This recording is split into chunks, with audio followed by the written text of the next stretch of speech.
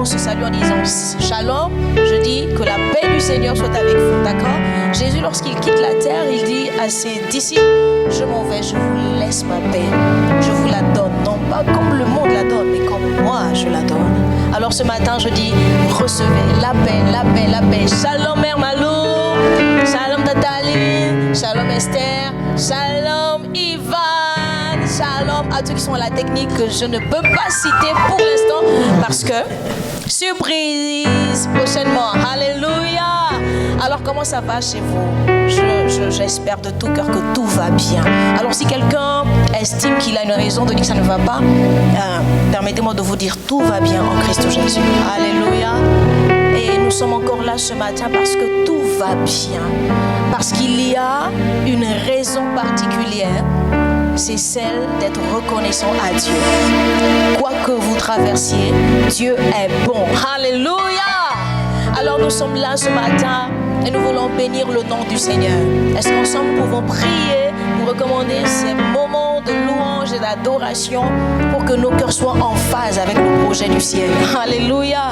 Alors prions ensemble. Seigneur, merci, merci, merci, merci pour la grâce. Merci, merci Seigneur pour la santé. Merci Seigneur pour ton amour manifesté chaque jour en ma faveur, en la faveur de mes frères, de mes sœurs. Mon âme te loue, Seigneur, pour ta grâce dans nos vies. Je suis reconnaissante de ce que toi, le Dieu d'amour, tu ne nous as jamais abandonnés. Merci pour la grâce d'être à dimanche matin et nous voulons te célébrer. Nous voulons adorer le nom de celui qui nous a rachetés. Nous voulons célébrer le nom de celui qui nous a délivrés. Nous adorons Adonai, notre Dieu. Merci Seigneur, parce qu'il n'y a point de Dieu comme toi. Dans les cieux, sur la terre, sous la terre, rien ne peut t'égaler. Tu es unique en ton genre. Tu es le Dieu souverainement élevé. Tu es le Dieu d'amour, le Dieu de bonté, le Dieu de compassion. Et ta fidélité dure à toujours. Et tu as pris soin de chacun de nous. Nous savons que tu veilles sur chacune des promesses que tu as déclarées sur nos vies pour qu'elles s'accomplissent. Tu créas l'homme à ton image et à ta ressemblance. Et chaque homme sur cette terre a du prix à tes yeux. Merci pour ton amour infini. Merci pour le salut. Dans le nom de Jésus. Amen. Amen. Est-ce que je peux entendre un bon amen? Amen. Alors nous voulons louer le Seigneur, louer le Seigneur, louer le Seigneur, proclamer le nom de Jésus dans nos vies, dans nos familles, dans les nations. Alléluia. Nous proclamons le nom de Jésus et nous louons le Seigneur avec la Mère Malou. Wouh! Est-ce qu'on peut acclamer le Seigneur? Wouh! Alors je t'invite à acclamer le Seigneur là où tu es. Parce qu'il est le Seigneur des Seigneurs, le roi des rois. Oh, le lion de la tribu de Juda, il s'appelle Jésus. Jésus, celui que nous voulons voir élever dans cette nation. Alléluia. Va demeurer là où tu es. Alléluia. Nous voulons voir Jésus élevé. On a les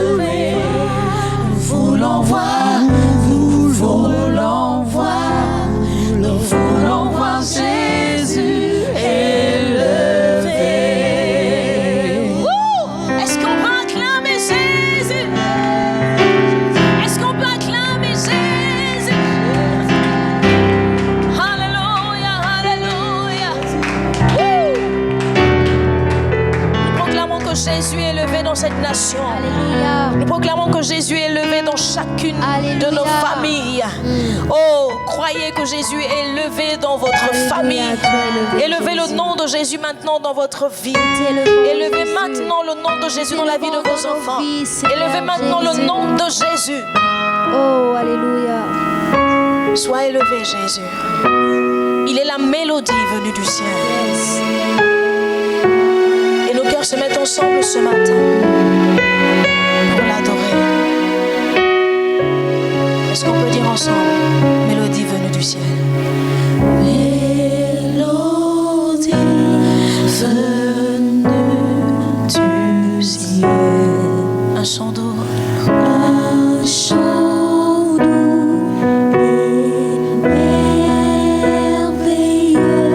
tous les anges en harmonie. Tous les anges en harmonie.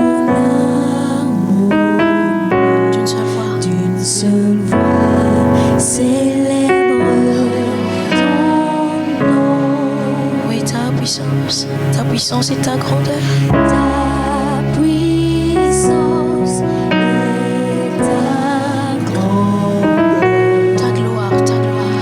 Ta gloire.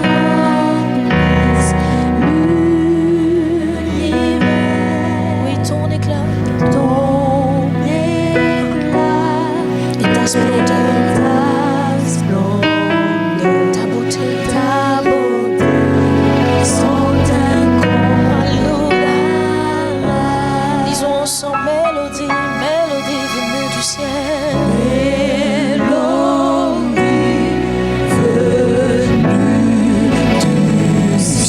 Un chant doux et merveilleux. Chant doux et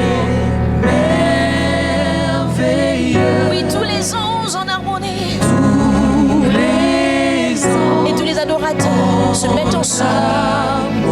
Et d'une seule voix. D'une seule voix. Alléluia. Célèbre ton nom. Oui, ta puissance. Et ta grandeur.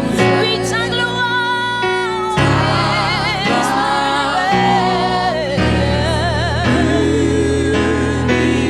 Ton éclat.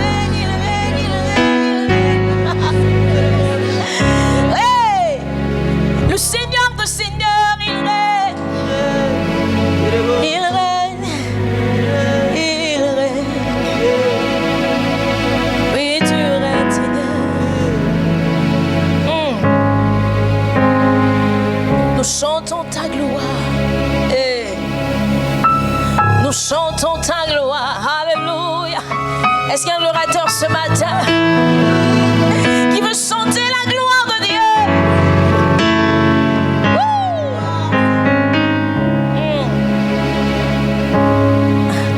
Ta gloire,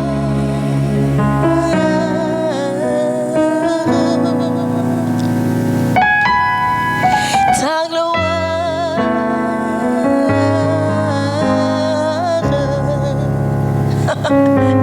hey, ta gloire,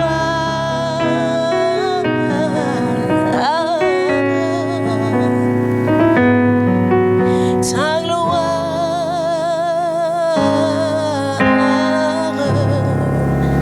nous chantons ta gloire, ta gloire, nous soupirons après ta gloire.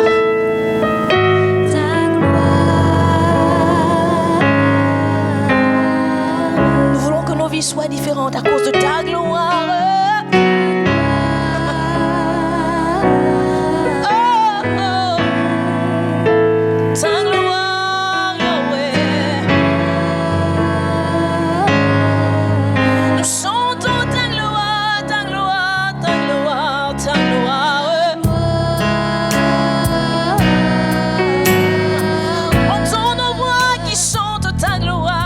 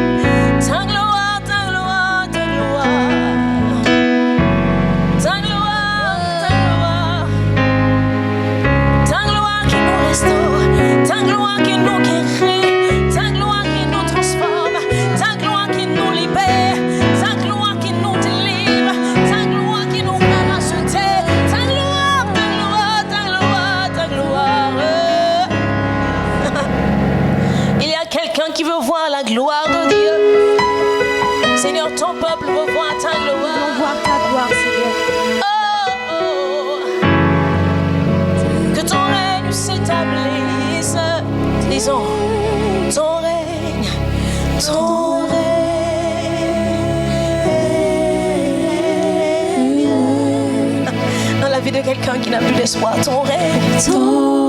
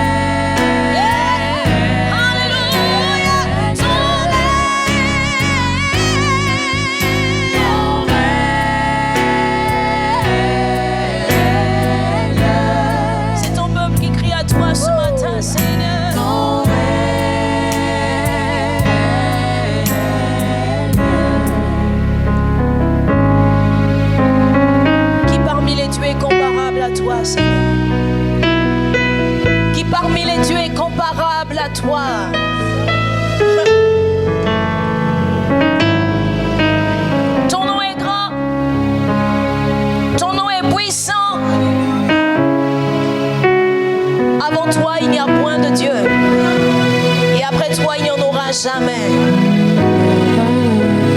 Ton règne durera toujours. Nous reconnaissons ta majesté. Et nous nous inclinons devant toi pour reconnaître que toi seul est Dieu. Toi seul est Dieu. Toi seul est Dieu. Toi seul est Dieu. Alléluia. Que le nom de l'Éternel soit béni à jamais. Que le nom du Très-Haut soit béni à jamais.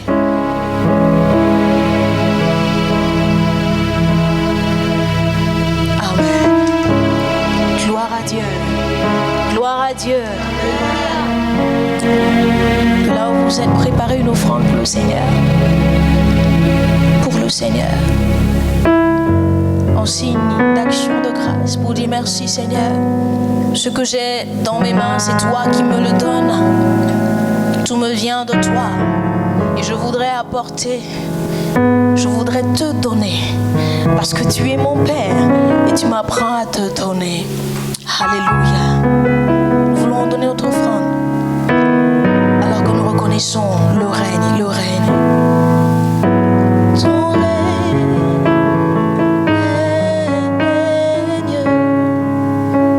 Nous chantons ton règne. Ton règne.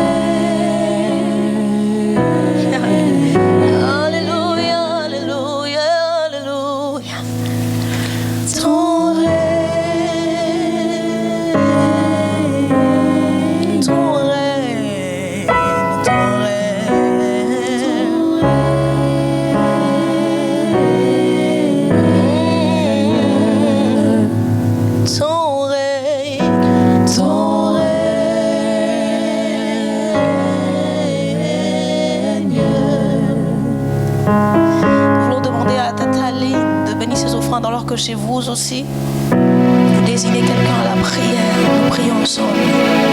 Alléluia, ton règne vient. Que ta volonté soit faite, Seigneur, dans ton nation. Que ton règne vienne dans ma nation, ô Dieu, le Gabon. Que ton règne vienne sur l'église du Gabon, alléluia. Que ton règne s'établisse au milieu de nous ce matin, alléluia. Nous proclamons ton règne dans les familles, ô Dieu.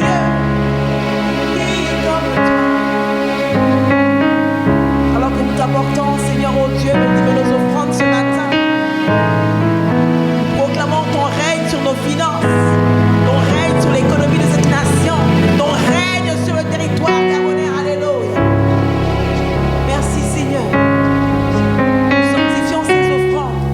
Nous te les apportons avec action de grâce et reconnaissance. Viens les bénir, Père, afin qu'elles servent à l'avancement de ton œuvre. Alléluia. La gloire est à toi. Dans le nom de Jésus, nous t'avons ainsi prié. Amen. Amen. Alléluia. Est-ce que vous voulez joindre vos deux mains avec moi et acclamer le Seigneur? Il est digne de recevoir nos acclamations. Alléluia. Tu règnes et nous t'acclamons. Tu es le roi et nous t'acclamons. Tu es le Seigneur et nous t'acclamons. Tu es l'incomparable Dieu. Alléluia. Dieu est bon, bien-aimé. Et il y a une parole. Il y a encore une parole pour faire du bien à quelqu'un ce matin. Alléluia. Nous disposons nos cœurs afin de recevoir cette nourriture qui nous fortifie et qui nous donne de tenir bon. Alléluia. Parce qu'il y a un Dieu qui a dit quelque chose sur votre vie, sur nos vies, qui doit s'accomplir. De là où vous êtes, ayez foi, croyez que Dieu vous parle ce matin. Nous acclamons le Seigneur pour sa parole. Merci Seigneur. Tu es digne de gloire. Alléluia. Alléluia.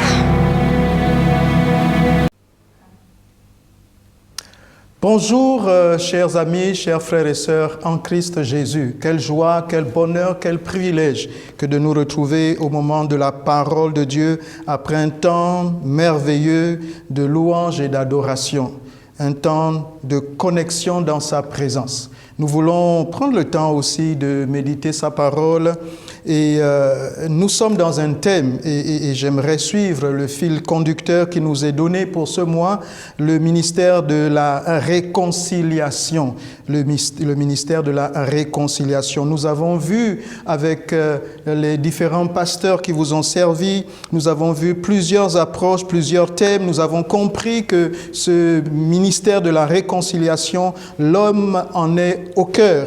Nous avons vu aussi que nous devons être réconciliés avec nous-mêmes. Nous avons vu que au travers de cette réconciliation, nous devons comprendre ce qu'est le don de soi. Aujourd'hui, j'aimerais partager, aborder ce thème qu'est la réconciliation en posant un sous-thème, celui qui est le prix de la réconciliation. Le prix de la réconciliation. S'il vous plaît, lisons ensemble 2 Corinthiens 5 à partir du verset 17 jusqu'au verset 20. Le verset 17 dit « Si quelqu'un est en Christ, il est une nouvelle créature. Les choses anciennes sont passées. Voici, toutes choses sont devenues nouvelles. » Si quelqu'un est en Christ, il est une nouvelle créature. Les choses anciennes sont passées. Toutes choses sont devenues nouvelles. Et le verset 18 dit « Et tout cela vient de Dieu qui nous a réconciliés avec lui par Christ et qui nous a donné le ministère de la réconciliation. » Notre vie est une vie nouvelle en Christ Jésus. Pour une chose, le ministère de la réconciliation. Le verset 19 dit « Car Dieu était en Christ, réconciliant le monde avec lui-même, en n'imputant point aux hommes leurs offenses, et il a mis en nous la parole de la réconciliation. » Verset 20, nous faisons donc les fonctions d'ambassadeurs pour Christ, comme si Dieu exhortait par nous. Nous vous en supplions au nom de Christ, soyez réconciliés avec Dieu. Nous vous en supplions, soyez réconciliés avec Dieu. Donc ce ministère et mystère, oui, on peut employer les deux mots. Ce ministère mystérieux de la réconciliation, est au cœur même du cœur de Dieu, est au centre du cœur de Dieu. C'est le battement de cœur de Dieu. Voici, il vous a déjà été expliqué le principe. Dieu a tellement aimé l'homme qu'il s'est donné lui-même. Il s'est donné lui-même. Dieu a créé l'homme dès le commencement afin qu'il domine sur toute chose, mais l'homme s'est fourvoyé. Et puis, Dieu n'a pas laissé l'homme dans cette condition. Il a voulu à tout prix sauver l'humanité. Il a voulu sauver l'homme. Et il a donc fait un plan rédempteur. Mais dans ce plan rédempteur, il a mis l'homme au cœur de ce plan pour que l'homme soit réconcilié avec Dieu au travers du ministère de la réconciliation porté par l'homme lui-même. Donc, ces hommes que Dieu va utiliser, il les appelle des ambassadeurs. Nous sommes des ambassadeurs pour le Seigneur. Pour faire quelle œuvre? L'œuvre que Dieu lui-même a préparée d'avance. Parce qu'il veut que tous les hommes soient sauvés, mais il ne veut pas que les hommes périssent, il veut qu'ils tous soient sauvés et parviennent à la connaissance de Christ Jésus. Il le fait comment? Il le fait au travers d'hommes qu'il sauve et qui vont donc être des intermédiaires, des acteurs, des ambassadeurs pour la réconciliation. Voici donc... Le décor a été planté depuis plusieurs rencontres, les mercredis, les dimanches. C'est de la même chose dont nous vous parlons depuis un certain temps. Et moi, j'aimerais juste parler aujourd'hui, ce matin, du prix de la réconciliation. Le prix de la réconciliation. Nous avons compris que c'est Christ Jésus qui a payé le prix. Christ Jésus, c'est lui qui s'est donné afin que l'homme ne périsse point, mais qu'il ait la vie éternelle. C'est Christ qui s'est donné.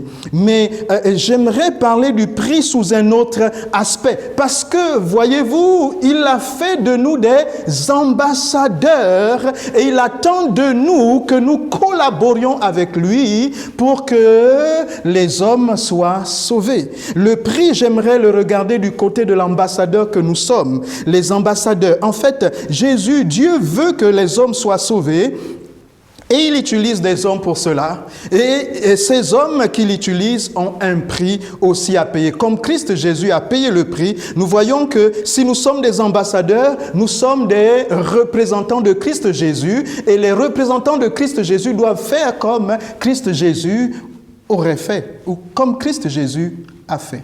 Oui, comme Christ Jésus a fait. J'aimerais, par rapport à la spécificité du prix de la réconciliation, j'aimerais juste soulever deux points. Le premier, pour garantir une bonne réconciliation par l'ambassadeur de Christ que nous pouvons être, le premier critère, j'aimerais l'appeler la fermeté. Le premier critère pour la réconciliation, c'est la fermeté. La fermeté. Nous voyons en 2 Timothée 4, le verset 1 à 5, il est dit ceci, c'est Paul qui parle à un disciple, à donc un ambassadeur de Christ, quelqu'un qui doit faire l'œuvre d'évangéliste. Il lui dit ceci, je t'en conjure devant Dieu et devant Jésus-Christ, qui doit juger les vivants et les morts, et au nom de son apparition et de son royaume, prêche la parole, insiste en toute occasion, favorable ou non, reprend, censure, exhorte, avec toute douceur et en instruisant. Verset 3, car il viendra un temps où les hommes ne supporteront pas la saine doctrine, mais ayant la démangeaison d'entendre des choses agréables, ils se donneront une foule de docteurs selon leurs propres désirs, détourneront l'oreille de la vérité et se tourneront vers les fables. Mais toi, sois sobre en toutes choses, supporte les souffrances, fais l'œuvre d'un évangéliste, remplis bien ton ministère. Voici la première condition. Pour la réconciliation entre Dieu et les hommes, Dieu utilise des hommes, mais ces hommes qu'il appelle ambassadeurs, il faudrait qu'ils soient des ambassadeurs fermes.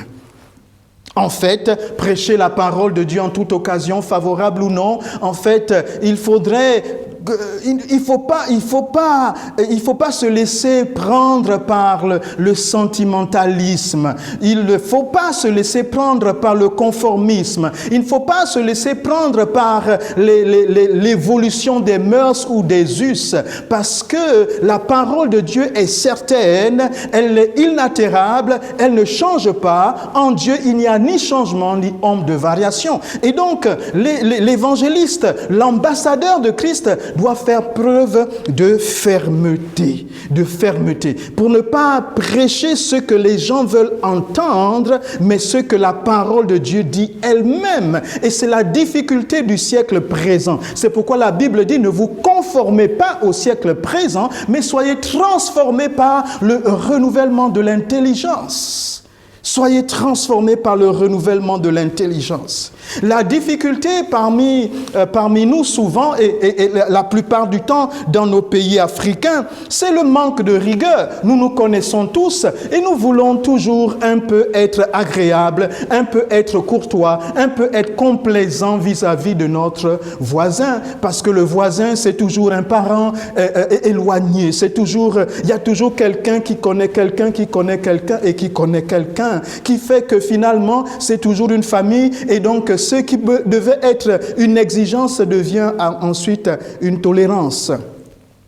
C'est ainsi que nous allons très facilement nous retrouver dans une société d'impunité, dans un environnement d'impunité et de complaisance. Et donc, on va se rendre compte que dans le pays, tout sera faux. Tout sera faux parce que on veut aider quelqu'un, il n'a pas très bien travaillé à l'école, il faut lui faire un faux bulletin. C'est pour lui rendre service, dirait-on. Et donc, on se retrouve avec des faux bulletins, on se retrouve avec des faux permis de conduire. Je me souviens, lorsque j'ai passé mon permis de conduire, je l'ai passé avec quelqu'un qui était dans le même quartier. On se connaissait très bien. Et puis, on passe l'examen, on fait la liste des présents. Quand il faut passer le code et le créneau, on ne la voit pas passer l'examen. Mais quand ensuite on est à l'étape du tour de ville, on la voit dans une voiture en train de faire le tour. Mais à quel moment elle a passé le créneau avec les autres? Non, elle a juste eu une faveur, une indulgence, une grâce, parce qu'elle connaissait quelqu'un. Et donc, parfois ainsi, de tolérance en tolérance, on finit par nous fourvoyer. On a des faux diplômes, on a un faux certificat médical parce que le médecin veut nous rendre service. Le médecin veut juste nous rendre service. Nous voulons avoir un arrêt maladie, nous sommes fatigués. On n'a même pas besoin d'être auscultés que nous pouvons avoir un faux. Nous avons même des faux récépissés parfois d'associations cultuelles. Nous connaissons quelqu'un, nous connaissons un circuit et tout devient faux. Le manque de fermeté. Le manque de fermeté. C'est le point fondamental en fait. Dans des petits pays comme les nôtres, ce qui nous manque souvent, c'est la fermeté. Et alors lorsque quelqu'un mérite d'être sanctionné parce qu'il connaît quelqu'un qui connaît quelqu'un, parfois on se retrouve même avec des prisonniers qui sont libérés le lendemain alors qu'elles méritent d'être sanctionnées. Et ce n'est pas parce que on veut rattraper, c'est pas parce qu'on aime, ce n'est pas parce qu'on veut faire du bien qu'on ne doit pas être ferme. Il faut faire la différence. On dit qui aime bien châtie bien. L'amour, c'est aussi être ferme. La parole de Dieu, elle est certaine, elle est ferme. Nous ne pouvons pas prêcher la parole de Dieu avec complaisance. Nous ne pouvons pas prêcher la parole de Dieu avec sentimentalisme. L'amour et le sentimentalisme, c'est deux choses différentes. Prêche la parole de Dieu en toute occasion ou non, insiste en toute occasion favorable ou non, reprend, censure, exhorte avec douceur et en instruisant. La fermeté, c'est mon premier point. Le deuxième point que j'aimerais développer avec vous dans cette dans le prix de la réconciliation selon l'ambassadeur de Christ que nous sommes. Le deuxième point, c'est l'humilité. L'humilité. La Bible raconte l'histoire de deux femmes. En fait, c'était deux prostituées. L'histoire se trouve en 2 Rois, chapitre 3. Et en fait, la Bible dit que 2 femmes prostituées sont venues vers le roi. Le roi, c'était Salomon qui régnait sur Israël à cette époque-là. Et l'une des femmes dit: « Pardon, mon Seigneur, moi et cette femme, nous demeurions dans la même maison et je suis accouchée près d'elle dans la maison. 3 jours après, cette femme est aussi accouchée. Nous habitions ensemble. Aucun étranger n'était avec nous dans la maison. Il n'y avait que nous deux. Le fils de cette femme est mort pendant la nuit parce qu'elle s'était couchée sur lui. Elle s'est levée au milieu de la nuit. Elle a pris mon fils à mes côtés tandis que ta servante dormait. Et elle l'a couché dans son sein. Et son fils qui était mort, elle l'a couché dans mon sein. Le matin, je me suis levé pour allaiter mon bébé et voici, il était mort. Je l'ai regardé attentivement le matin et voici, ce n'était pas mon fils que j'avais enfanté. L'autre femme dit: « Au contraire, c'est mon fils qui est vivant et c'est ton fils qui est mort. » Mais la première répliqua: « Nullement, c'est ton fils qui est mort et c'est mon fils qui est vivant. » C'est ainsi qu'elles parlèrent devant le roi. Et alors, qu'est-ce qui se passe? Le roi dit à l'une, le roi dit, l'une dit c'est mon fils et qui est vivant et ton fils qui est mort, et l'autre dit nullement c'est mon fils qui est vivant et c'est ton fils qui est mort, etc. Eh bien, ce que nous allons faire, c'est que vous allez m'apporter une épée. Donc le roi demande une épée et il dit: nous allons donc couper l'enfant en deux. Et comme ça, puisque l'enfant, on ne peut pas savoir c'est pour qui, vous allez prendre chacun un morceau de l'enfant, chacun prendra un morceau. Alors au moment où Salomon dit cela, la Bible dit au verset 26, « Alors la femme dont le fils était vivant sentit ses entrailles s'émouvoir pour son fils. Et elle dit au roi, « Ah, mon Seigneur, donnez-lui l'enfant qui vit et ne le faites point mourir. » Mais l'autre dit, « Ce ne sera ni à toi, ni à moi, ni à moi, ni à toi, coupez-le. » Et le roi, prenant donc la parole, dit, « Donnez à la première l'enfant qui vit, et ne le faites point mourir. C'est elle qui est sa mère. » Et tout Israël apprit le jugement que le roi avait prononcé, et l'on craignit le roi, car on vit que la sagesse de Dieu était en lui pour le diriger dans ses jugements. En fait, voilà une histoire que beaucoup connaissent, mais une histoire que je reprends. Pourquoi? Parce que lorsque nous sommes ambassadeurs, je dis le deuxième point, lorsque nous sommes ambassadeurs, c'est l'humilité qui doit nous... c'est l'humilité qui doit nous conduire, l'humilité. Et l'humilité, parfois, nous manque à bien des égards, l'humilité. Voici, cette femme se retrouve dans une situation où elle est obligée en fait, à cause de l'amour, à cause de ses entrailles, la Bible dit, alors la femme dont le fils était vivant sentit ses entrailles s'émouvoir pour son fils. En fait, lorsque nous sommes ambassadeurs de Christ Jésus et que nous avons la compréhension du cœur de Dieu, nous avons été formatés par le Seigneur de telle sorte que, comme dit 2 Corinthiens 5, 17, vous êtes une nouvelle créature, les choses anciennes sont passées, toutes choses deviennent nouvelles. Vous exprimez, vous ressentez, vous pouvez vivre, expérimenter la compassion de Christ Jésus. Et comme Christ Jésus, en fait, vous êtes prêt à renoncer à ce qui est de votre droit, ce qui est de votre privilège, ce qui vous appartient pour gagner simplement l'autre. Au lieu que de s'arracher le fils, elle a préféré renoncer pour que le Fils garde la vie, pour que le Fils ait la vie sauve.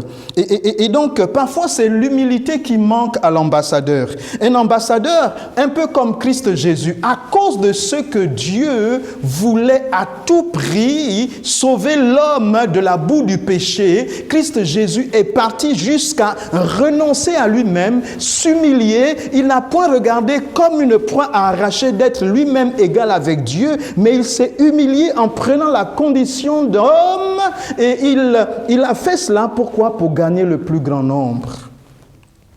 L'ambassadeur que nous sommes, et nous devons comprendre cela, c'est que les ambassadeurs que nous sommes, nous devons non pas être des ambassadeurs qui revendiquent leurs droits, mais des ambassadeurs qui sont même prêts à renoncer à leurs droits pour gagner.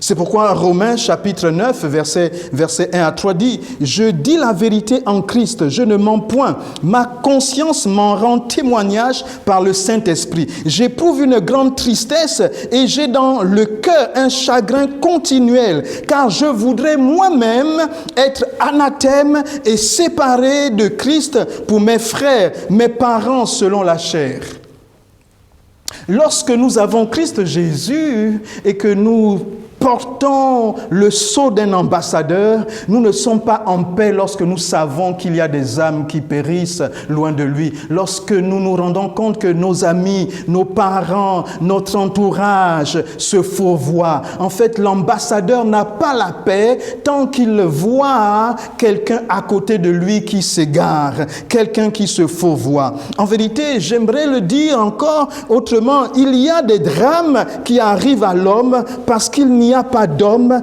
qui prie et se remet en question pour l'homme. Il n'y a pas d'homme qui se donne pour l'homme. En vérité, qu'est-ce qui se passe lorsqu'il y a un conflit? La Bible nous dit, dans le texte que nous avons choisi, c'est que nous sommes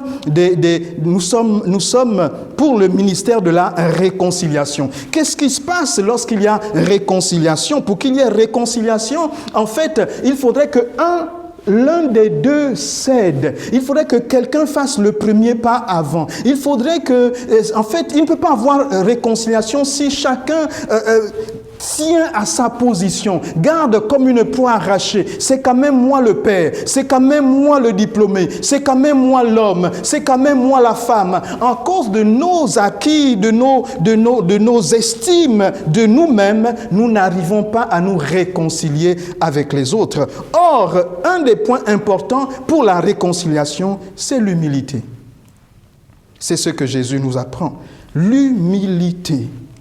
Accepter de perdre pour gagner. Accepter de renoncer à des privilèges, des acquis, à une position pour gagner. La paix d'un ménage dépend généralement de la capacité du plus grand à renoncer à lui-même. Souvent, nous avons beaucoup de conflits parce que nous nous braquons dans notre position en disant « c'est quand même moi le chef ici ». Mais lorsque nous voyons comment Christ Jésus s'est comporté, lorsqu'il veut gagner, la réconciliation consiste à pouvoir renoncer pour le bien de l'autre, renoncer même à ce qui nous appartient.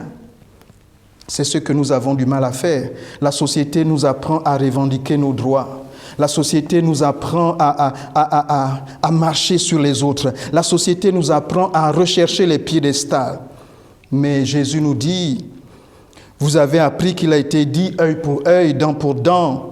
Mais moi, je vous dis de ne pas résister aux méchants. Si quelqu'un te frappe sur la joue droite, présente-lui aussi l'autre. Si quelqu'un veut plaider contre toi et prendre ta tunique, laisse-lui encore ton manteau. Si quelqu'un te force à faire 1000, fais-en 2000 avec lui. Donne à celui qui te demande et ne te détourne pas de celui qui veut emprunter de toi.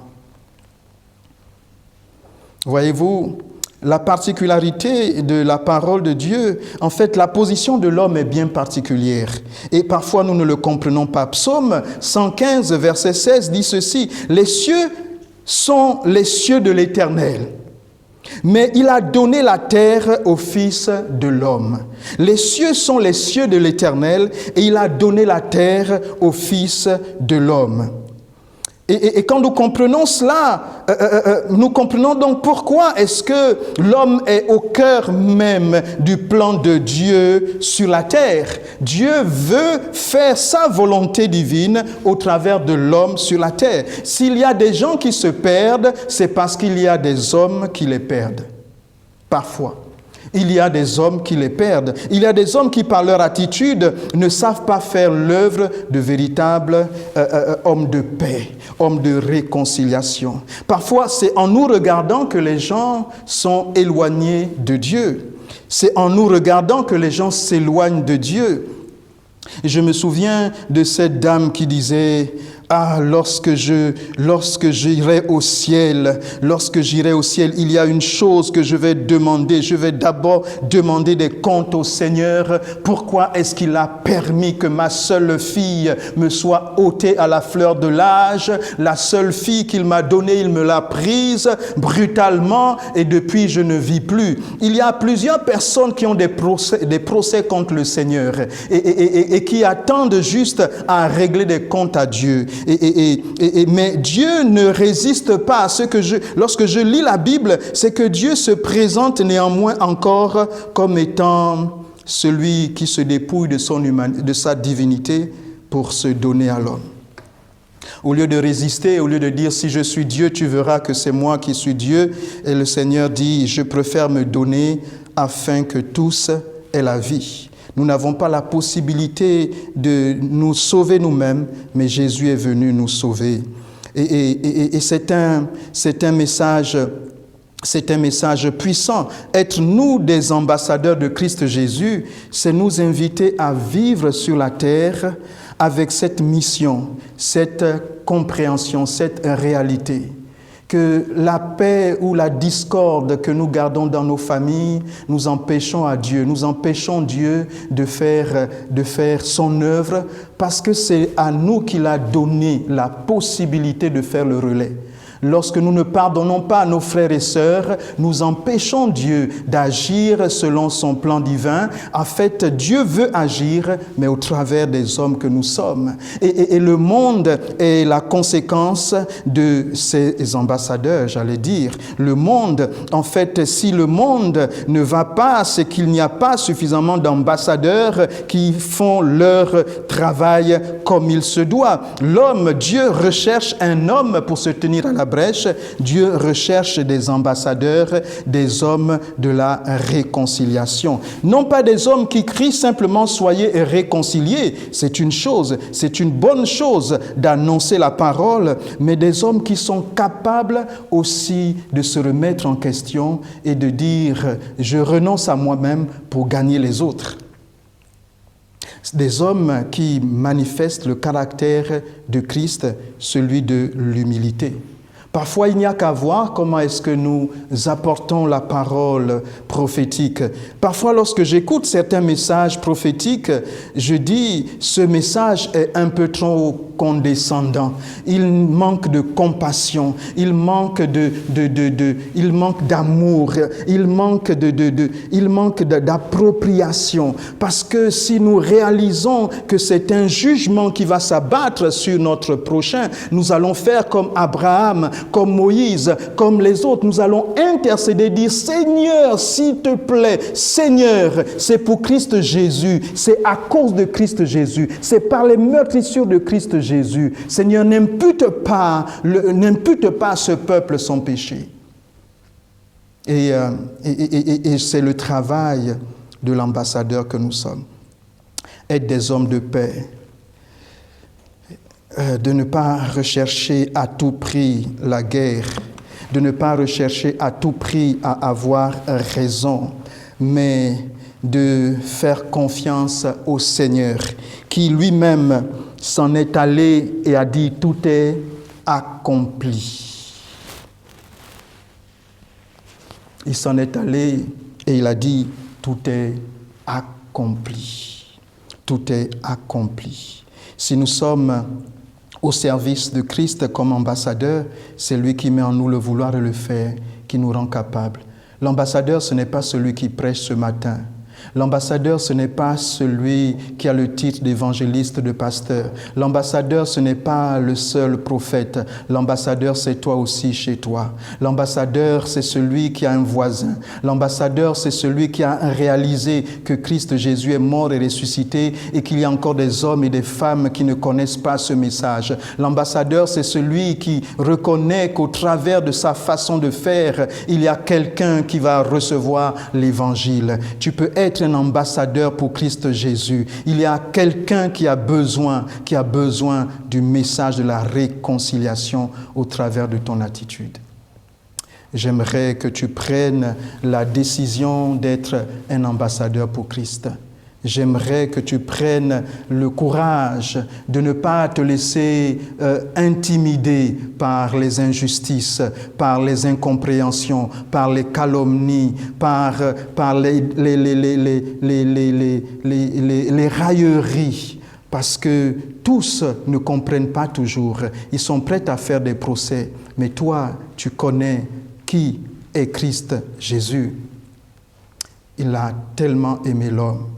Alors tu ne veux pas juste dire qu'ils ont ce qu'ils méritent. Non, ceux qui ne connaissent pas Christ Jésus, même s'ils ont ce qu'ils méritent, Christ Jésus est mort pour eux, pour qu'ils soient pardonnés. J'aimerais que l'on ait cette pensée-là et que chaque fois nous puissions intercéder pour la nation, intercéder pour les gouvernants, intercéder pour notre frère, intercéder pour nos familles, afin que Christ Jésus soit celui qui soit élevé. Que le Seigneur bénisse sa parole, que le Seigneur te fortifie dans ta maison, que le Seigneur t'encourage dans le ministère de la réconciliation. Tendre Père, nous te bénissons dans le nom de Jésus.